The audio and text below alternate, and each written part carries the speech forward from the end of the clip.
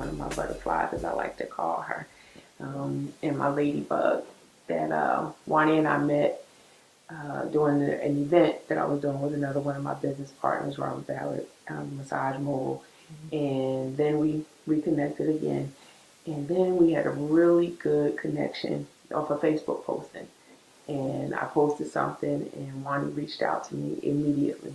So, Wani, thank you again for coming. I know some of the stuff that we talk about, I share my story, and I really appreciate you sharing a little bit about yours. So, you just want to tell us a little bit about who you are and where you are right now. I really would appreciate it. First, I want to say thank you for having me. My first time I get to be on a TV show with none other than Ronice.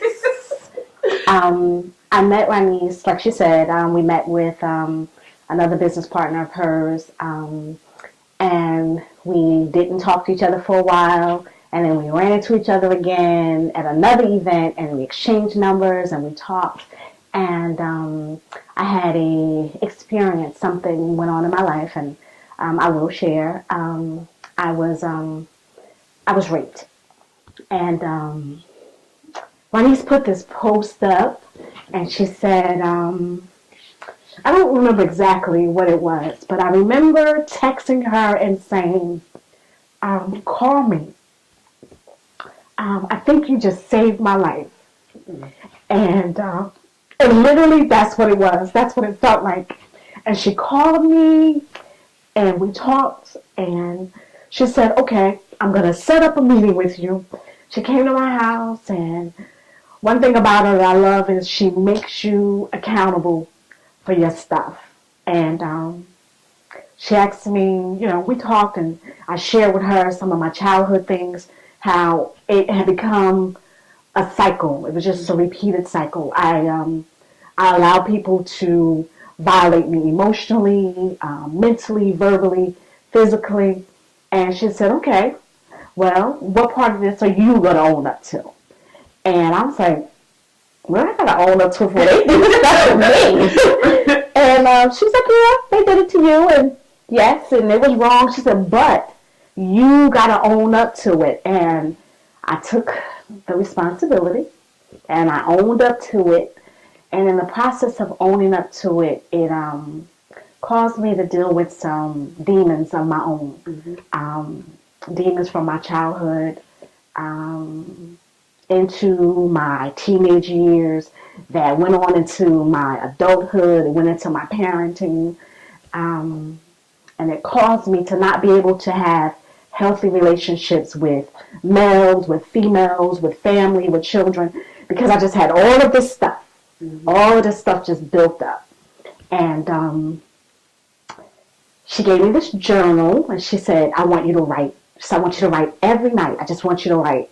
And at first I was like, I ain't writing. And one day I was having... Wait, what did you have to write?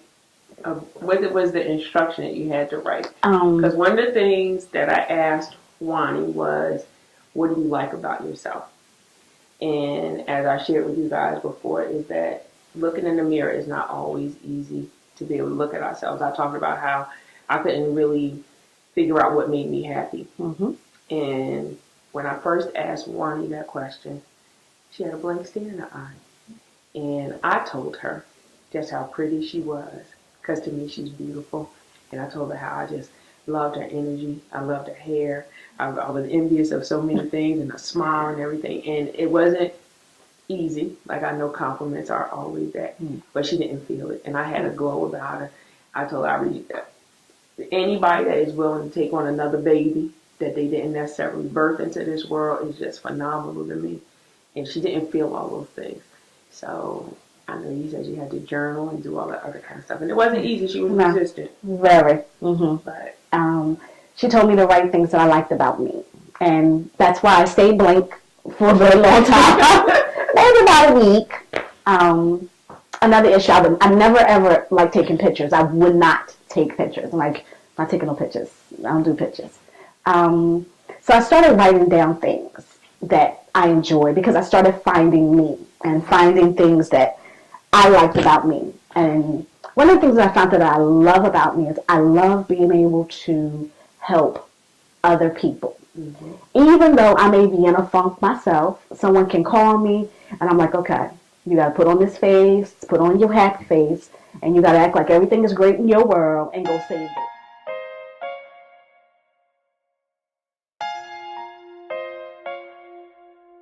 Currently in the process of becoming a DVS, which is a domestic violence specialist. Yes, yay me! And also social work. I'm actually taking classes for that as well. So I stay pretty busy. Yeah. You still got your baby? Yes, and I still have my David, who is not going anywhere. He said he's never growing up and leaving me. And you got your big baby? Yeah, and I have my big boy, who is 23, and he's graduated, and Ronice had the pleasure of meeting him, and he enjoyed you. My little one has a crush on her, though. Uh-oh. Yeah. So you can tell your husband to watch out, watch out. I'm lovable. Very. And I don't have much longer as far as school for social work to go. I should be done fall 16th, which is a big deal for me because I would start something, wouldn't finish it because I would always end up taking on something or somebody else's, and I would put mine on hold. And so, to you, Pro. yes. So now I say, no, I'm sorry. I got class. Yeah. So, and I owe it all to Ronice. Oh, you want to stop it later. Yes, I owe it to her. So what, and just to end it all off again, you know, I'm always happy and I'm always flattered. Wani is very good for my ego, but not in the egocentric way, in the vain way at all. Literally, like I shared with you, is when she did send me the message, Ronice, you just saved my life. It speaks volumes for me because that's what I'm here for. And I know it's no shame in sharing our stories. Again, I appreciate you for having the courage to do this, everybody. After I started to share my story, especially in one of the episodes when I talked about really the dark side of me, I know that outside of that, life has been great. And there's always joy in our journey. Yes.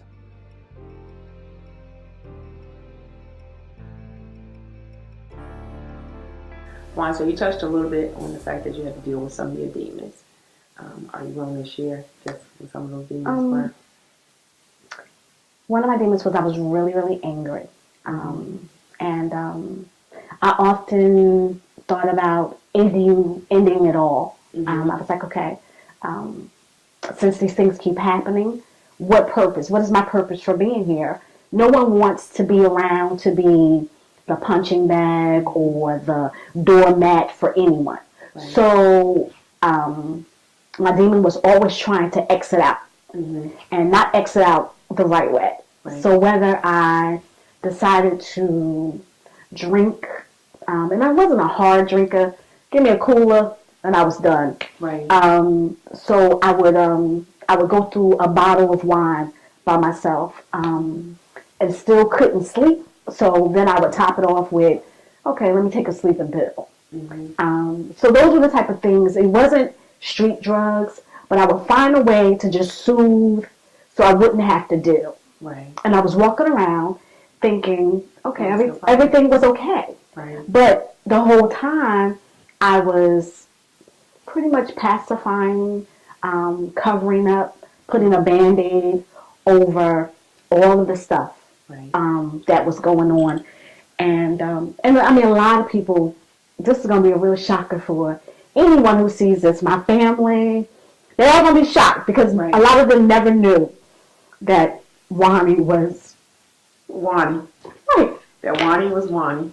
But I can honestly again say is that and just sitting in the time that we sat and we talked, and then for all the the continuing conversations that we had, when you call me and you say, "Okay, tell me if I'm wrong," and I say you're wrong because you're asking me. But the flip side is that I always say, "One, you are choosing to take on somebody else's issues," and I know it's hard for us because we want to help. And even when you take on too much, my question always back to you is, Wani, is this something that you want to be accountable for? You're not accountable for somebody else's happiness. Is this making you happy? Some of the struggles that you just, that we choose for ourselves. It's almost sometimes whatever, I tell everybody, you're the architect of your own destruction. And so if this is not going to soothe you, if it's not going to please you, we all have choices to be able to do something. And so now that you are helping people and you have chosen to help people in the right way. So if you want to share just a little bit about how you're helping people in the most effective way by just helping you heal as well too. If you want to hear that story. Yeah. One thing Ronice did teach me was that no was a complete sentence. Say it again. No is a complete sentence. You can say no, you ain't gotta say my nose. And that was the hardest thing for me. I didn't like saying no to anyone. Everyone say no with an explanation. No, but if you call me tomorrow, I might be able to do it tomorrow. Mm-hmm. Now I'll be like, no. Yeah. And the other thing she taught me was next time somebody asks to borrow something, asks you to do something, tell them no and go do it for yourself. I don't say it like that, but I just... That's really what she means. Yeah. Yeah, that's what she means. I'll call me back. And with all of that, I took all of that, and it was really hard for me because I'm not a no person. But I've learned how to say no, and I say no more than I say yes, especially to things that make me completely uncomfortable and that I don't want to do.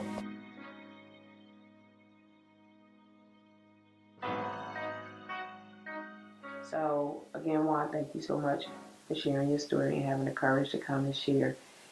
What advice or how would you counsel somebody or tell someone, how do you find joy in your journey? I will let them know, to let them know it's definitely not your fault. It's nothing that you have done to cause any of the things that have happened to happen. And that, but you do have to be accountable. Thank you. For some of your stuff. Okay. She said stuff. Yeah. I don't know what I would have said. That in everything that you go through that may seem bad, there's always a good to it. Mm-hmm. Even if it's to help someone else to get through it. Mm-hmm. So you always have to remember the things that you go through, you're not just going through them for yourself. They're actually for someone else. Nice. And that's one of the things that has really, really kept me pushing, because I'm like, okay, this just wasn't for me. He didn't just allow this to happen to me because it was just for me. Right. It's for someone else so that they'll know whether it be what to do and what not to do, so that they don't have to experience, or they may even have to experience it so that they can help somebody else. But it's all about learning and growing and accepting it, dealing with it, not hiding it, not being ashamed of it. It's okay to share it. You just have to be careful with who you share with. And I always say that I don't want to dig up my past, because when you dig up your past, it can always be placed back in your lap. Mm-hmm. That from this point on in my life, that I will cremate all of my hurt and my pain and my bitterness, because then it turns to ashes, and I can simply just allow it to be blown away. Rise from the ashes. So, just grow. Just grow from your hurt. It's growing pains, pretty much. It doesn't feel good, but you learn and you grow from it, and that's the good part. Well, thank you again, Ladybug, for having real talk, real girls, or whatever. I love you. There's nothing else you could do about that. I don't want to do nothing about it. And you are my shero for today. Thank you so much. Thank you. Thank you. Oh, I love you more. I love you more. I love you more. And we didn't even cry a lot. No, we didn't cry a lot. Mm-hmm. So again, this is Wani Hunt. Thank you for having the courage to share yourself. There's no shame in telling your story. There's always joy in your journey. See you again on Ronice MB Show.